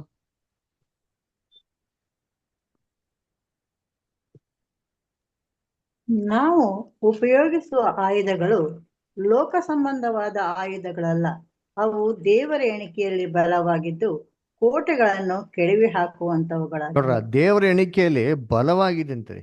ಅದರ ಅದು ಕೋಟೆಗಳನ್ನ ಕೆಡವಾಕಂತದಾಗಿದೆ.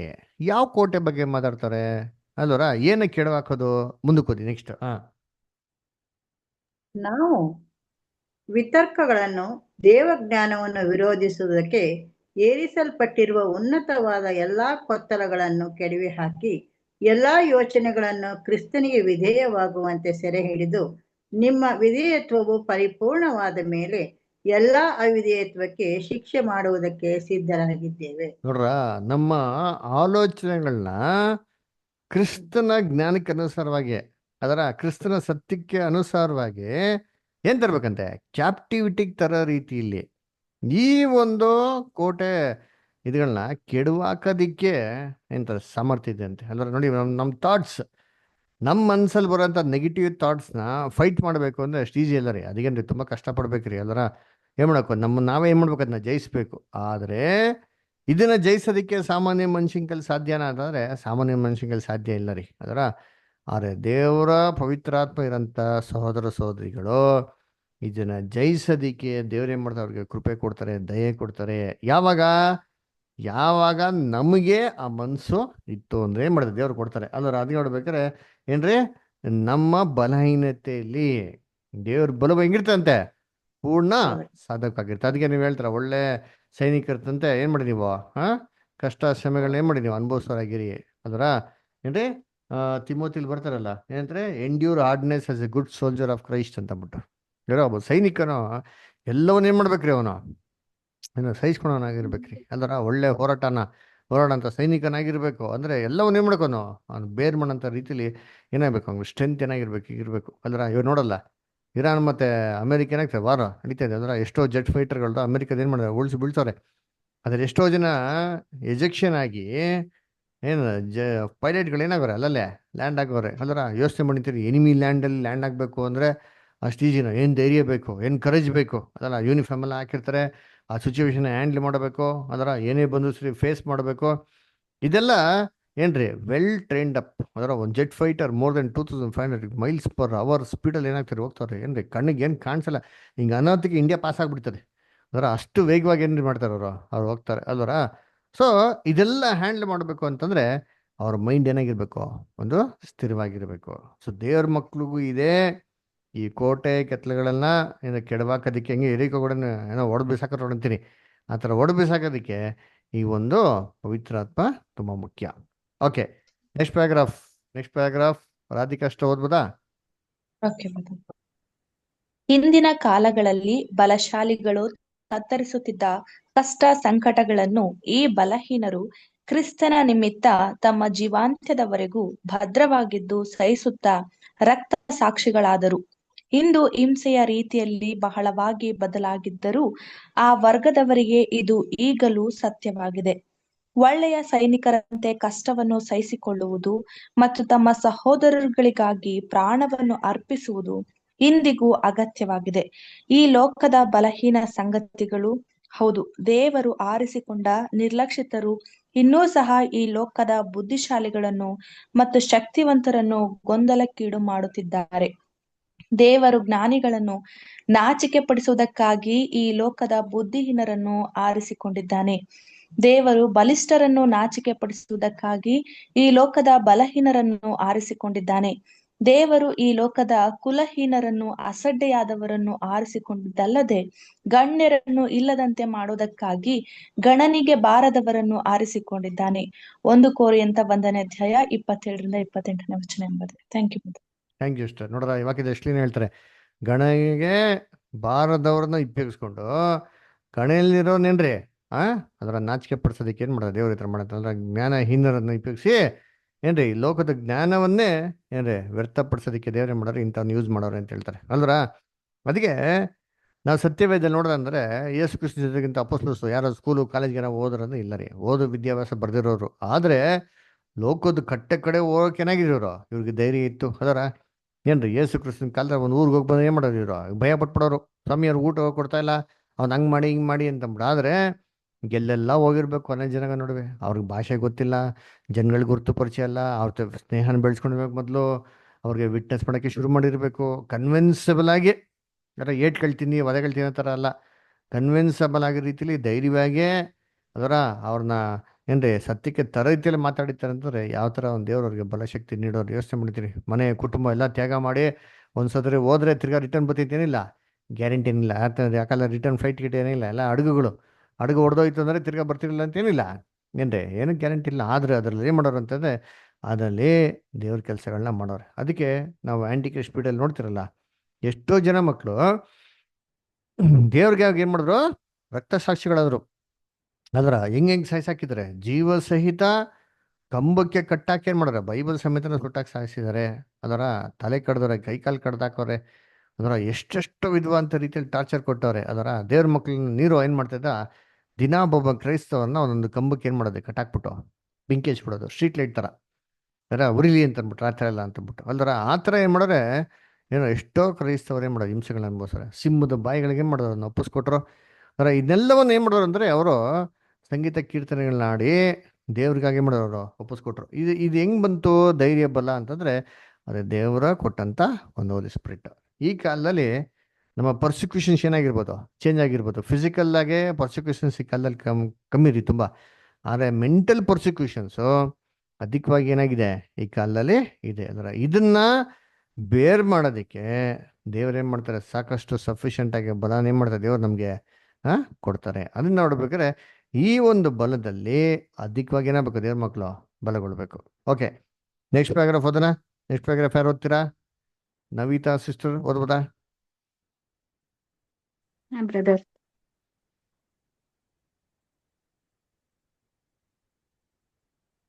ನಮ್ಮಲ್ಲಿರುವ ಈ ದೇವರ ಆತ್ಮನು ಶಕ್ತಿಯ ಆತ್ಮ ಮಾತ್ರವಲ್ಲದೆ ಆದರೆ ಪ್ರೀತಿಯ ಆತ್ಮವೂ ಆಗಿದೆ ಎಂಬುದಾಗಿ ಅಪೊಸ್ತಲನು ಹೇಳುವನಾಗಿದ್ದಾನೆ.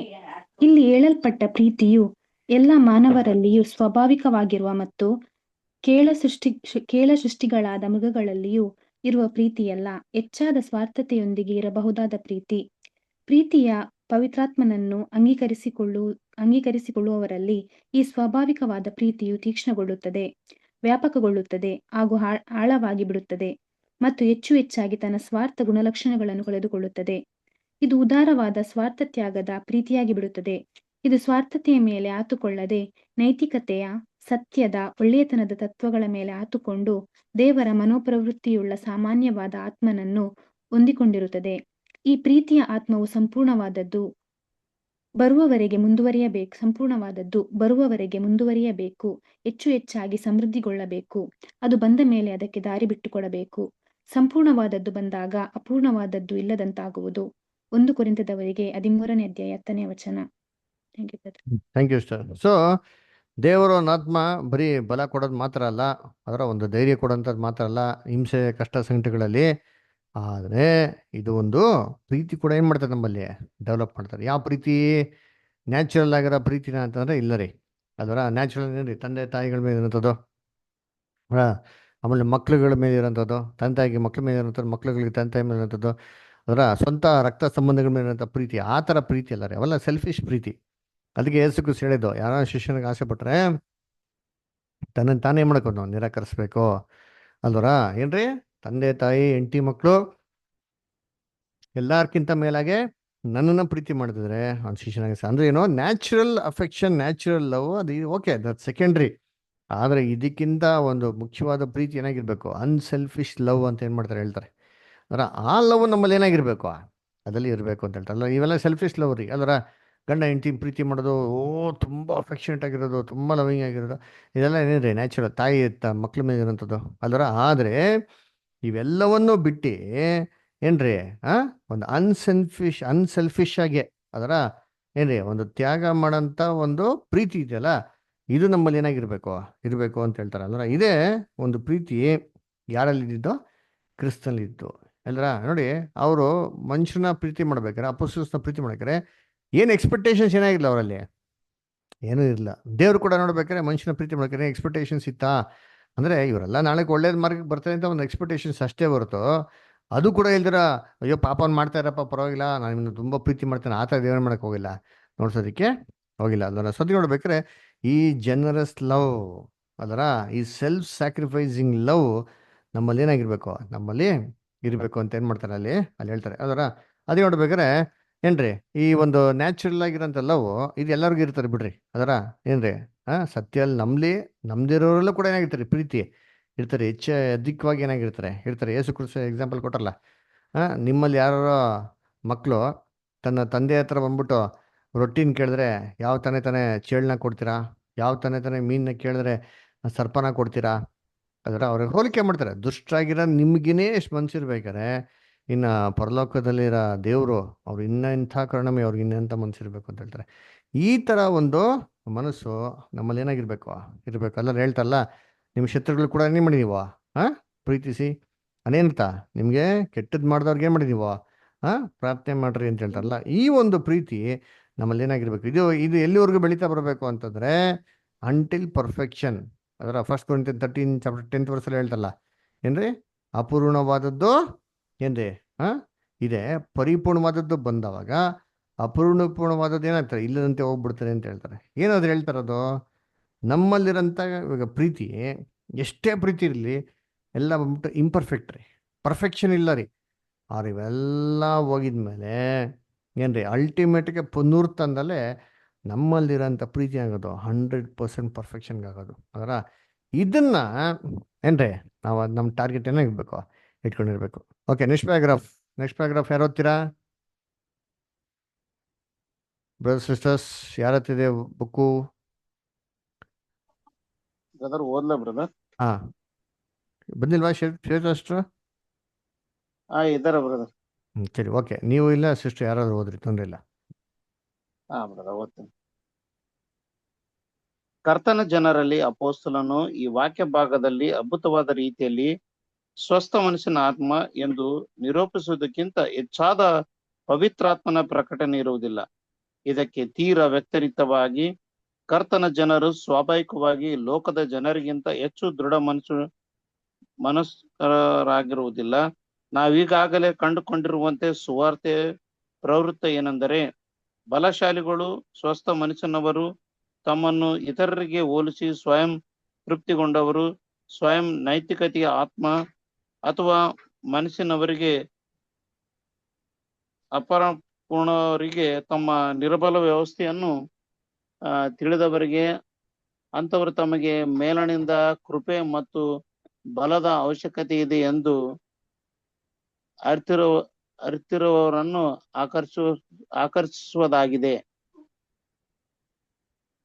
ಓದ್ಬೇಕು ಬ್ರದರ್? ಮುಗಿತಾ paragraph? Okay brother, thank you. So ಅದಕ್ಕೆ ನೋಡ್ಬೇಕಾದ್ರೆ ಈ ಒಂದು ಸ್ಪಿರಿಟ್ ಆಫ್ ಸೌಂಡ್ ಮೈಂಡ್ ಅದರ, ಸೊ ಇದು ಯಾರೆಲ್ಲಪ್ಪ ಇರ್ತದೆ? ಇದು ಯಾರಿಗೆ ದೇವ್ರು ಕೊಡ್ತದೆ?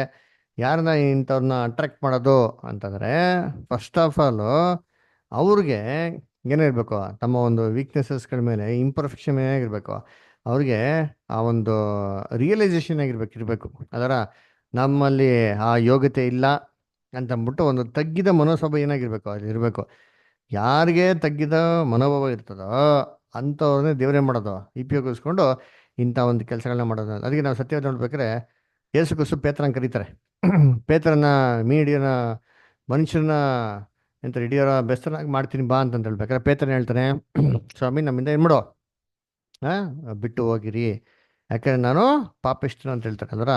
ಅಂದರೆ ತನ್ನ ಒಂದು ಏನ್ರಿ ಫೇಲ್ಯೂರು ಅಥವಾ ತಾನು ಏನೂ ಇಲ್ಲ ಅಂತ ಅಂದ್ಬಿಟ್ಟು ಅವ್ನಿಗೇನಾಗಿತ್ತು, ರಿಯಲೈಸ್ ಆಗಿತ್ತು ಅಲ್ವರ. ಅದಕ್ಕೆ ನೋಡ್ಬೇಕಾದ್ರೆ ಆ ಕರ್ತನ ಹತ್ರ ಏನು ಮಾಡ್ತಾನೆ, ಅದನ್ನ ಅವನು ಒಪ್ಪುಂತ ನೋಡಿರ್ತೀನಿ ಅದರ. ಸೊ ಈ ಥರ ಮನೋಭಾವ ಇರಬೇಕು. ಸೆಲ್ಫ್ ಸ್ಯಾಟಿಸ್ಫೈಡ್ ಸ್ಪಿರಿಟ್ ಅಲ್ಲ, ಓ ನನ್ನಲ್ಲಿ ಎಲ್ಲ ಇದೆ, ನನ್ನ ಸಾಮರ್ಥ್ಯನೇನು ಮಾಡ್ಕೊಂಡಿದ್ದೀನಿ, ನಾನು ತುಂಬ ಗ್ರೇಟ್ ಆಗಿದ್ದೀನಿ, ನಾನು ತುಂಬ ಚೆನ್ನಾಗಿದ್ದೀನಿ ಅಂತ ಅಂದ್ಬಿಟ್ಟು ಸೆಲ್ಫ್ ರೈಟಸ್ ಆ್ಯಟಿಟ್ಯೂಡಲ್ಲಿರೋರಿಗೆ ದೇವ್ರೇನು ಮಾಡೋಕ್ಕೋಗಲ್ಲ. ಈ ಒಂದು ಪವಿತ್ರಾತ್ಮನ ಈ ಒಂದು ಅನುಭವಗಳು ಅವರಲ್ಲಿ ಏನಾಗಿರಲ್ಲ, ಇರಲ್ಲ ಅಂತ. ಯಾಕಂದರೆ ಅವರು ತುಂಬ ನಾಜೂಕು, ತುಂಬ ಜಾಣರು, ಅದರ ತುಂಬ ಸ್ವಚ್ಛವಾಗಿರೋದ್ರಿಂದ ಅವ್ರಿಗೆ ಇವೆಲ್ಲ ಅವಶ್ಯಕತೆ ಏನಾಗಿಲ್ಲ, ಇಲ್ಲ ಅಲ್ರ. ತಂದೆ ಒಂದು ಬಲಹೀನತೆ ಬಗ್ಗೆ ರಿಯಲೈಸೇಷನ್ ಇಲ್ದಿರ್ಬೇಕಾರೆ, ನಾನು ಎಲ್ಲ ಸರಿ ಇದೆ ಅಂತ ಅನ್ಸಿರ್ಬೇಕಾದ್ರೆ, ನಾನು ತುಂಬ ಚೆನ್ನಾಗಿದ್ದೀನಿ, ಶ್ರೇಷ್ಠವಾಗಿದ್ದೀನಿ ಅಂತ ಅನ್ಸಿರ್ಬೇಕಾರೆ, ಅವ್ರಿಗೆ ಇದ್ರ ಮೇಲೆ ತನ್ನ ಮೇಲೆ ಜಾಸ್ತಿ ನಂಬಿಕೆ ಇರೋದ್ರಿಂದ ಆ ಕರ್ತಂದ ಒಂದು ಬಲದ ಒಂದು ಅವಶ್ಯಕತೆ ಏನಿಲ್ಲ ಅವ್ರಿಗೆ ಅನ್ಸಿರೋದಿಲ್ಲ. ಅದೇ ನೋಡ್ಬೇಕಾದ್ರೆ ತಾವೇ ಚೆನ್ನಾಗಿದ್ದೀರಿ ಅಂತ ಏನಾಗಿರ್ತಾರೆ, ಅವ್ರಿಗೆ ಆ್ಯಟಿಟ್ಯೂಡಲ್ಲಿ ಇರ್ತಾರೆ. ಓಕೆ, ನೆಕ್ಸ್ಟ್ ಪ್ಯಾರಾಗ್ರಾಫ್ ಓದೋಣ. ನೆಕ್ಸ್ಟ್ ಪ್ಯಾರಾಗ್ರಾಫ್ ಯಾವತ್ತಿನ ಅನಿತಾ ಸ್ಟರ್ ಓದ್ತೀನಿ ಬರ್ತೀನಿ. ಕರ್ತನ ಜನರಲ್ಲಿ ಅದೇನಾ ಅಲ್ಲ ಇದು. Next paragraph. ಆದರೆ ಸತ್ಯವು ಒಳ್ಳೆಯ ಹಾಗೂ ಪ್ರಾಮಾಣಿಕ ಮನಸ್ಕರಿಂದ ಅಂಗೀಕಾರವಾಗಿ ಅದರ ನ್ಯಾಯಯುತವಾದ ಫಲಗಳನ್ನು ತರುವಾಗ ಮತ್ತು ಕರ್ತನ ಜನರು ಆತನ ಪವಿತ್ರಾತ್ಮನಲ್ಲಿ ಪಾಲುಗಾರರಾಗುವಾಗ ಸ್ವಾಭಾವಿಕವಾಗಿ ಬಲಹೀನರಾಗಿದ್ದರೂ ಅವರು ಆ ಮೂಲಕವಾಗಿ ಸ್ವಸ್ಥವಾದ ಮನಸ್ಸಿನ ಆತ್ಮನನ್ನು ಹೊಂದಿಕೊಳ್ಳುವರು. ಅವರ ನಿರ್ಣಯಗಳು ಮೊದಲಿಗಿಂತ ಹೆಚ್ಚು ಸ್ಪಷ್ಟವಾಗಿರುತ್ತವೆ, ಹೆಚ್ಚು ಸತ್ಯವಾಗಿರುತ್ತವೆ, ಹೆಚ್ಚು ನಂಬಿಕೆಗೆ ಅರ್ಹವಾಗಿರುತ್ತವೆ. ಯಾಕೆಂದರೆ ಅವರ ಮನಸ್ಸಿನ ಮುಂದೆ ಎಲ್ಲದಕ್ಕಿಂತ ಮೊದಲು ಅವರು ಏನು ಮಾಡಬೇಕು, ಏನು ಮಾಡಬಾರದು ಎಂಬುದರ ಬಗ್ಗೆ ಕರ್ತನ ಮಾತುಗಳ ಸ್ಪಷ್ಟವಾದ ಮಾರ್ಗದರ್ಶನ ಹೊಂದಿರುತ್ತಾರೆ. ಈ ಮಾರ್ಗದರ್ಶನವು ಜೀವನದ ಗುರಿಯ ಬಹುಮಟ್ಟಿನ ಎಲ್ಲಾ ಲಕ್ಷಣಗಳನ್ನು ಹೊಂದಿರುತ್ತವೆ. ಕರ್ತನನ್ನು ತಮ್ಮ ಬೋಧಕನು, ಶಿಕ್ಷಕನು ಎಂದು ಒಪ್ಪಿಕೊಂಡಿರುವವರು ಮತ್ತು ತಂದೆಯ ಚಿತ್ತಕ್ಕೆ ವಿಧೇಯರಾಗುವ ಆತನ ವಿಧೇಯತೆಯ ಆತ್ಮನನ್ನು ಉಳ್ಳವರು ಸ್ವಸ್ಥವಾದ ಮನಸ್ಸಿನ ಆತ್ಮನನ್ನು ಹೊಂದಿಕೊಂಡಿರುತ್ತಾರೆ. ಯಾಕೆಂದರೆ ಅವರು ಕೇವಲ ತಮ್ಮ ಸ್ವಂತ ತಿಳುವಳಿಕೆಗಳ ಪ್ರಕಾರ ಸ್ವಯಂ ನಿರ್ಣಯಗಳನ್ನು ನಂಬುವವರಲ್ಲ, ಆದರೆ ಜೀವನದ ದೈವಘಟಿತ ಬದಲಾವಣೆಗಳಲ್ಲಿ ಅವರುಗಳು ಮನುಷ್ಯಾತೀತ ವಿವೇಕದ ಮಾರ್ಗದರ್ಶನವಿಲ್ಲದವರಂತೆ ಸಂಕಟಗಳ ಪಾಶಕ್ಕೆ ಸಿಲುಕಿಕೊಳ್ಳದೆ ಕರ್ತನ ಮಾರ್ಗದರ್ಶನಕ್ಕೆ ವಿಧೇಯರಾಗಿ ಸಂರಕ್ಷಿಸಲ್ಪಟ್ಟಿರುತ್ತಾರೆ. ಆಯ್ತು.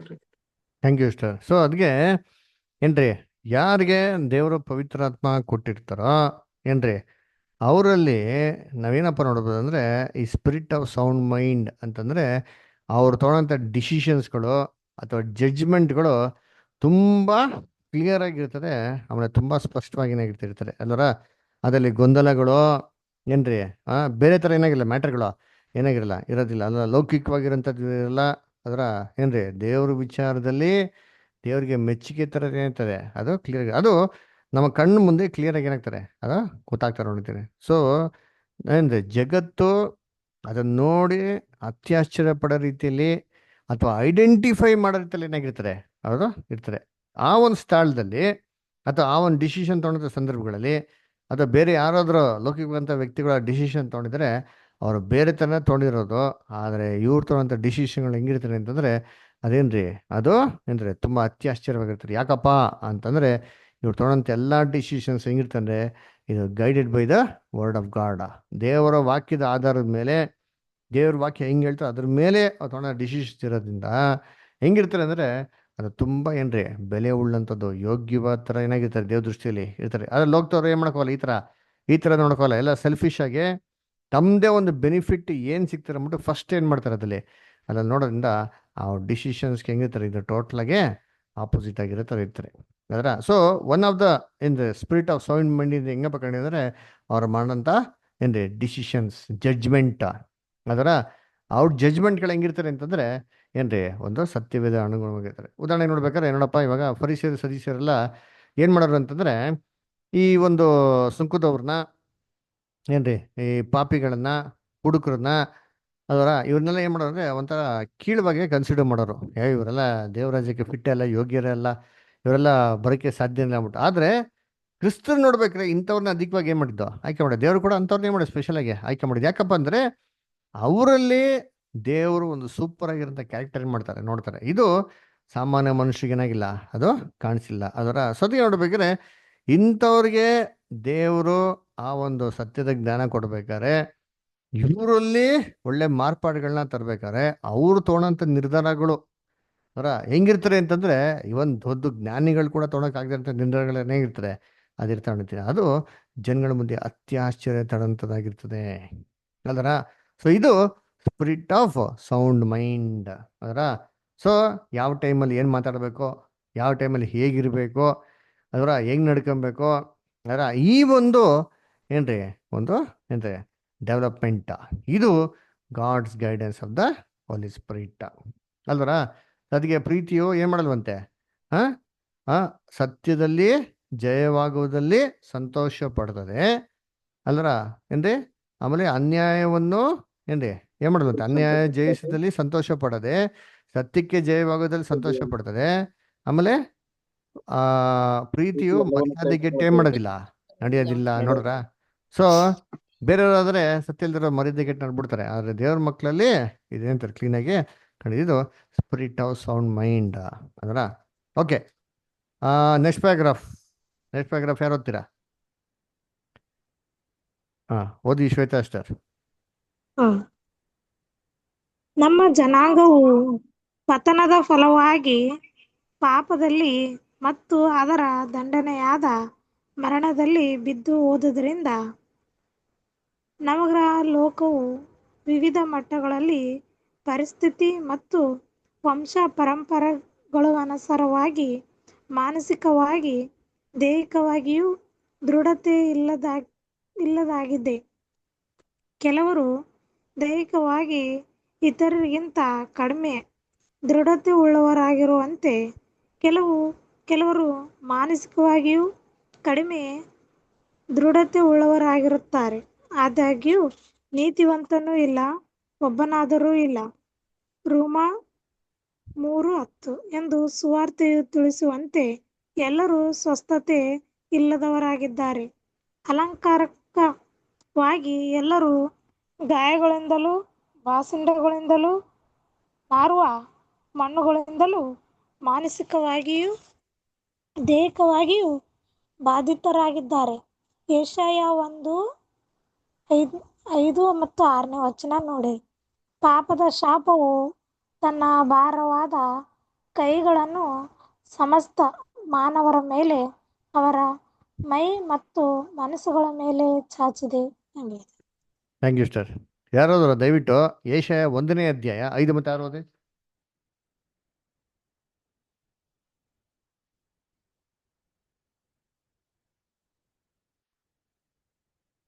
Isaiah 1st chapter 5 and 6.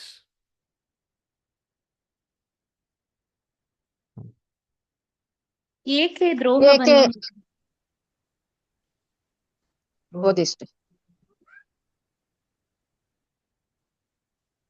ಏಕೆ ದ್ರೋಹವನ್ನು ಹೆಚ್ಚಿಸಿ ಪೆಟ್ಟಿಗೆ ಗುರಿಯಾಗುತ್ತೀರಿ? ತಲೆಯೆಲ್ಲ ರೋಗ, ಹೃದಯವೆಲ್ಲ ದುರ್ಬಲ, ಅಂಗಾಲಿನಿಂದ ನಡು ನೆತ್ತಿಯ ತನಕ ಪೆಟ್ಟು, ಬಾಸುಂಡೆ, ಮಾಗದ ಗಾಯಗಳೇ ಹೊರತು ಏನೂ ಸೌಖ್ಯವಿಲ್ಲ. ನೋಡ್ರ, ಮನುಷ್ಯನ ಸ್ಥಿತಿಗತಿ ಇವತ್ತು ಹೆಂಗಪ್ಪ ಐತೆ ಅಂತಂದ್ರೆ ಏನೂ ಒಳ್ಳೇದಿಲ್ಲ. ತಲೆಯಿಂದ ಹಿಡ್ದು ನೆತ್ತಿಯಿಂದ ಹಿಡ್ದು ಪಾದದವ್ರಿಗೆ ಏನಂತಂದ್ರೆ ತಲೆನೂ ನೆಟ್ಟಿಗಿಲ್ಲ, ಹೃದಯನೂ ಕೂಡ ನೆಟ್ಟಿಗಿಲ್ಲ, ಮನಸ್ಸು ಕೂಡ ನೆಟ್ಟಿಗಿಲ್ಲ. ಅದಕ್ಕೆ ಏನ್ರಿ ಲೋಕ ಬಂದ್ಬಿಟ್ಟು ಸ್ಪಿರಿಟ್ ಆಫ್ ಸೌಂಡ್ ಮೈಂಡ್ ಇರ್ಲಿ ಅಂತೀನಿ. ಅದರ ಸೌಂಡೇ ಇಲ್ಲ, ಮೈಂಡು ಏನಾಗಿಲ್ಲ, ನೆಟ್ಟಿಗೆ ಇಲ್ಲ. ಅಲ್ಲರ ಇಂಥ ದೇವ್ರ ಮಕ್ಕಳಲ್ಲಿ ಏನ್ರಿ ಒಂದು ಸ್ಪಿರಿಟ್ ಆಫ್ ಸೌಂಡ್ ಮೈಂಡ್ ಏನು ಮಾಡ್ತಾರೆ ದೇವರು ಹುಟ್ಟಿಸ್ತಾರೆ ನೋಡೈತಿರಿ. ಇದು ಲೋಕದ ದೃಷ್ಟಿಯಲ್ಲಿ ಹೆಂಗಿದೆ, ಅತ್ಯಾಶ್ಚರ್ಯವಾಗಿದೆ.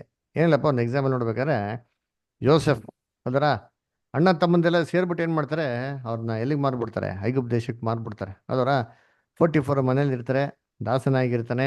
ಅಲ್ಲರ ಒಳ್ಳೆ ಕೆಲಸ ಮಾಡಿದ ಅವ್ರ ಯಜಮಾನನ ರೆಕಗ್ನೈಸ್ ಮಾಡಿ ಎಲ್ಲ ಅಧಿಕಾರ ಕೊಟ್ಟಿರ್ತಾನೆ. ಅದೇ ಅವ್ರ ಹೆಂಡತಿ ಅವ್ರ ಮೇಲೆ ಕೆಟ್ಟ ದೃಷ್ಟಿ ಹಾಕ್ಬೇಕಾರೆ ಯೋಸೆಫ್ ಅದ್ರ ಜೊತೆಗೆ ಅದು ಸಮರ್ಥನಾಗಿ ಅದರ ಕೋಆಪ್ರೇಟ್ ಮಾಡ್ಕೊಂಡು ಇರ್ಬೋದಾಗಿತ್ತು.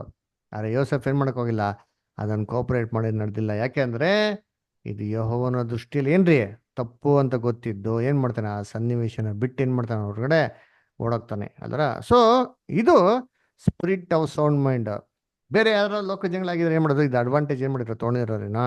ಆದ್ರೆ ದೇವ್ರ ಮಕ್ಳುಗಳಲ್ಲಿ ಈ ಒಂದು ಜಡ್ಜ್ಮೆಂಟ್ ತೊಗೊಳಂಥದ್ದು ಹೆಂಗಿರ್ತಂದ್ರೆ ಜನಗಳಿಗೆ ಅತ್ಯಾಶ್ಚರ್ಯವಾಗಿರ್ತಾರೆ, ಅದರ ರೋಚಕವಾಗಿರ್ತಾರೆ. ಅದರ ಏನಪ್ಪ ಇಂಥ ಇದ್ರಲ್ಲೂ ಕೂಡ ಏನ್ರಿ ದೇವ್ರಿಗೆ ನಂಬಿಕಸ್ಥರಾಗಿದ್ದಾರಲ್ಲ ಅಂತ.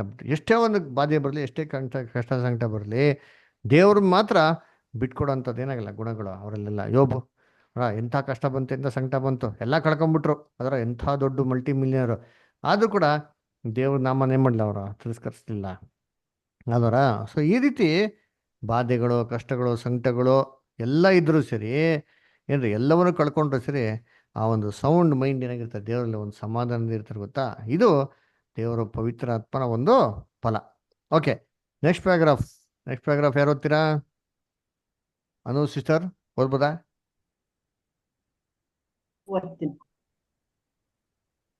ಅಂಗಾಂಗಗಳಲ್ಲಿ ಯಾವುದೇ ಒಂದಕ್ಕಾದರೂ ನೋವುಂಟಾದರೆ ಮನಸ್ಸು ಸೇರಿ ಇಡೀ ಶರೀರವು ಪರಿತಪಿಸುತ್ತದೆ ಎಂಬುದು ಎಲ್ಲರಿಗೂ ಚಿರಪರಿಚಿತವಾದ ಸತ್ಯ ಸಂಗತಿಯಾಗಿದೆ. ದೃಢತೆ ಇಲ್ಲದ ದೇಹದಿಂದ ಬೆಂಬಲಿತವಾಗಿರುವ ಮನಸ್ಸು ಪೂರ್ಣವಾಗಿ ದೃಢವಾಗಿರಲು ಸಾಧ್ಯವಿಲ್ಲ. ಅಜೀರ್ಣ ವ್ಯಾಧಿಯಿಂದ ವಿಕ್ಷಿಪ್ತಗೊಂಡ ಉದರವು ಆ ವ್ಯಕ್ತಿಯ ಮನಸ್ಸಿಗೆ ಆತನ ಸಮಸ್ತ ದೈಹಿಕ ರಚನೆಯ ಮೇಲೆ ನೇರವಾದ ಪರಿಣಾಮವನ್ನುಂಟು ಮಾಡುತ್ತದೆ. ಯಾರ ಶ್ವಾಸಕೋಶಗಳು ವ್ಯಾಧಿ ಪೀಡಿತವಾಗಿದೆಯೋ ಆ ವ್ಯಕ್ತಿಯು ಅದಕ್ಕೆ ಅನುಗುಣವಾದ ಮಾನಸಿಕ ಹಾನಿಯನ್ನು ತಡೆಗಟ್ಟಲು ಸಾಧ್ಯವಿಲ್ಲ. ಅದರಂತೆ ಇತರ ಅಂಗಾಂಗಗಳು ಅಂದರೆ ಹೃದಯ, ಪಿತ್ತಜನಕಾಂಗ ಮತ್ತು ಮೂತ್ರಪಿಂಡಗಳು ಹಾನಿಗೊಂಡು ತಮ್ಮ ಕೆಲಸಗಳನ್ನು ಸಮರ್ಪಕವಾಗಿ ನಿರ್ವಹಿಸಲು ಸಾಧ್ಯವಾಗದಿದ್ದಲ್ಲಿ ಪ್ರಶ್ನಾತೀತವಾಗಿ ಅದರ ಫಲ ಅಕ್ರಮಗೊಂಡ ರಕ್ತ, ಅಕ್ರಮಗೊಂಡ ನರಗಳ ರಚನೆಯಾಗಿದ್ದು ಇದರ ಕೇಂದ್ರವು ಮೆದುಳು ಆಗಿರುತ್ತದೆ.